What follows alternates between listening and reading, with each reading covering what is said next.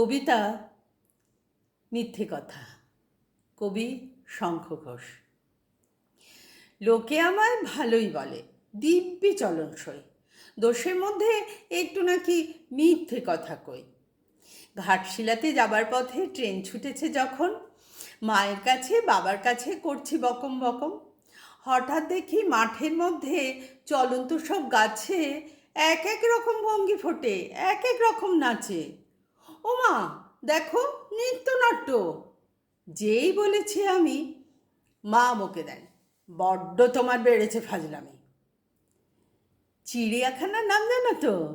আমার সেজে মেশে আদর করে দেখিয়েছিলেন পশুরাজের কেশর। কদিন পরে চুন খসানো দেয়াল জুড়ে এ কি ঠিক অবিকল সেই রকমই মূর্তি যেন দেখি।